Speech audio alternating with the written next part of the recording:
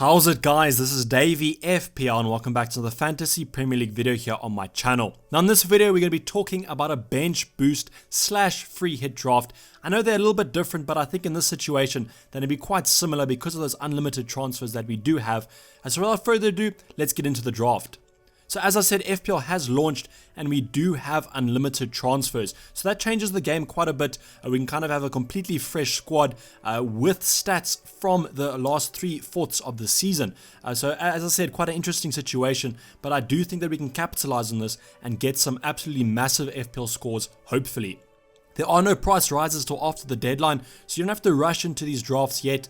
Just make sure there's players that you want and don't transfer out players that you know you're going to be bringing back in, as there will be some value lost there. We can also use any chip in Gameweek 30, so because we've got a free wildcard, that doesn't mean that we can't use another chip in Gameweek 30 plus, and kind of the reason why this bench boost / free hit draft can even be made. So should you free hit? I've basically broken down this decision into 3 pros and 2 cons. Now that doesn't mean that the pros outweigh the cons. It's not like that. As with FPL, it's very situational. So just kind of look at this information and then decide for yourself if you want to be using your free hit or not. So we talk about the pros first because we are a positive channel and we want to get that positivity out there. So the pros of using your free hit is that you can really attack the double. You can go and bring in those players that have that double game week 30 plus and kind of have a full starting 11 of double game week players, maybe even some bench players to come on if there are injuries or stuff like that, but you can really attack the double. The second one is probably the most important, is that you lose no value. So what I mean by this, if you watch the wildcard and the ultimate guide video, both links down in the description below. If you transfer out a player, you know the selling price is different to the price you bought them at if the player has had a couple of price rises. So it's kind of a middle value between the price they are currently and the price you bought them at. They just kind of rounded down, but you're going to be losing the value in the player if you transfer them out. If you want to buy them back, they're going to be a lot more expensive than you probably paid. So the no value lost is probably the biggest pro in using your free hit. And then you can also skip the unwanted players. So I'm going to be using Aston Villa as an example here.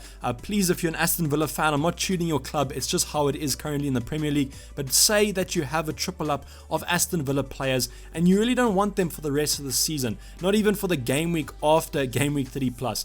You can kind of go back to the team you currently have and then you can easily go on with your season without these kind of unwanted players.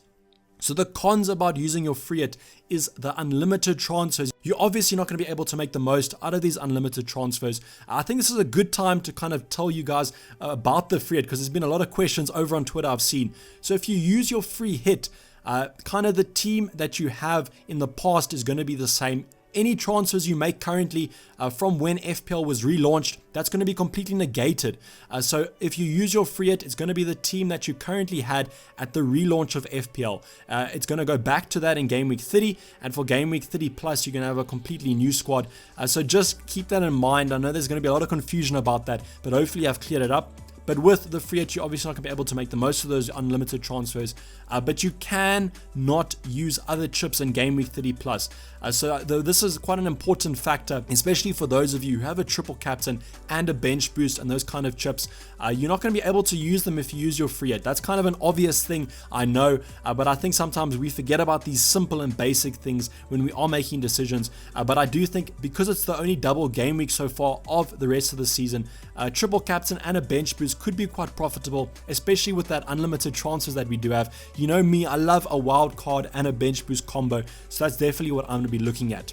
And then finally, I want to be talking to you about that last point there. What if you have your second wildcard still? I want to talk about this because I personally still have my second wildcard, and I'm pretty sure that most of you guys do as well. So if you have the second wildcard, I do think we're quite in an advantageous position here because we can have a free wildcard, we can use something like a bench boost, and then we can wildcard all those unwanted players out come game week 31, or maybe you want to use a wildcard a little bit later on. We spoke about those fixtures in the wildcard draft. Maybe you want to bring them in after those Liverpool fixtures start getting quite good, or maybe before the Man City fixtures get quite good.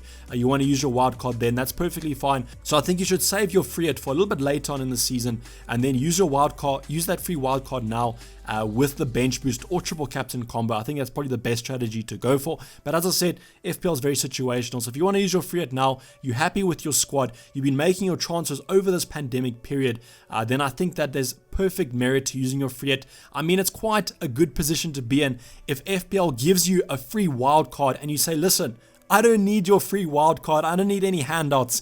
My team is perfectly fine. I think that that's quite a good position to be in, if I do say so myself. So the transfer out losses we spoke about, highlighted 2 players in my wildcard draft. The same here, Kevin De Bruyne and Trent Alexander-Arnold. Please don't transfer players out that you're not 100% sure that you're not going to bring in.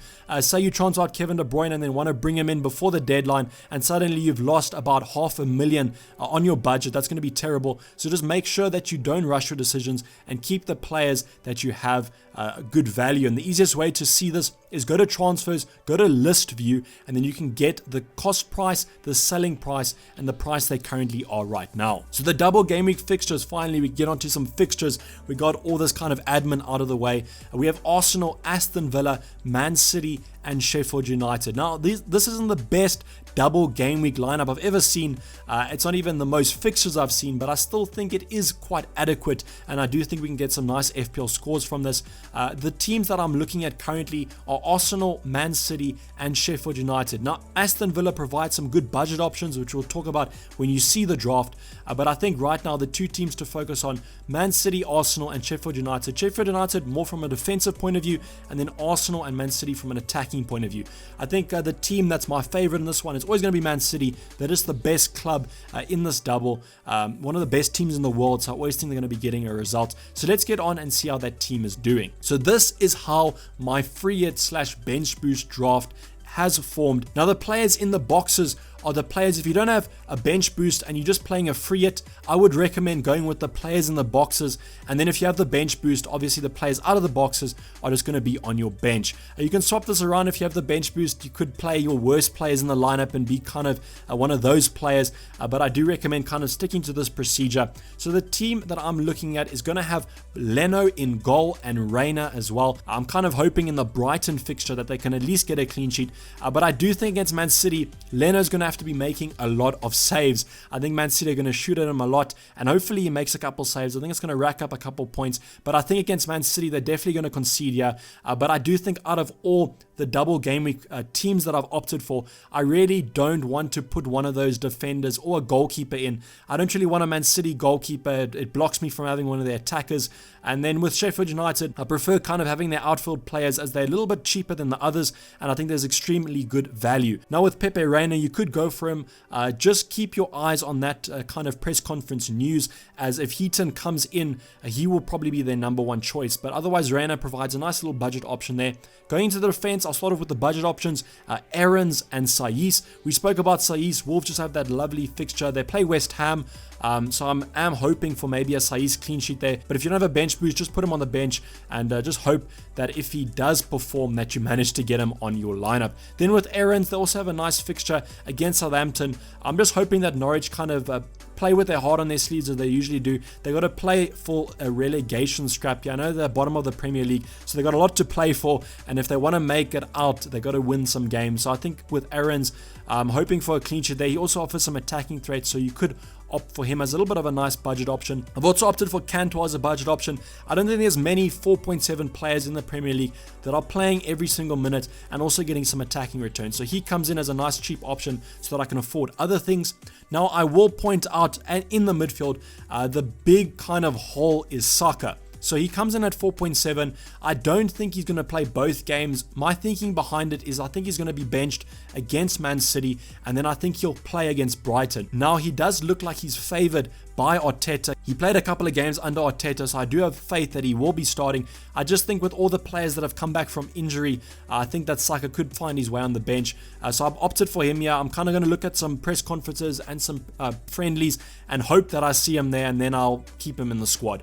The other player is Jack Grealish. Now if Aston Villa are going to score, Jack Grealish is probably going to be involved, so that's why I have him here. I do think that Aston Villa, like Norwich, have to start winning some games. So I think they're going to be heavily reliant on Grealish. If McGinn is back, that's even better, because I think it takes some pressure off Grealish and some defenders, and then I think he can really shine. I've opted for Sterling and De Bruyne as that Man City double up in midfield. The one thing you could do in this draft is downgrade Sterling to someone like Mahrez or even Sané if he's back from injury. Then you could upgrade Saka to wherever you want. Maybe another option, maybe another Aston Villa option or someone like that. Going up front, we've gone heavy up front. We have Aubameyang, Jimenez, and Aguero. So Aguero and Aubameyang obviously have that double game week. Aguero is my favorite Man City option to own. I know there always is that risk of rotation, but I do think that Aguero, when he does play, he basically scores every time. So he's going to be in my squad.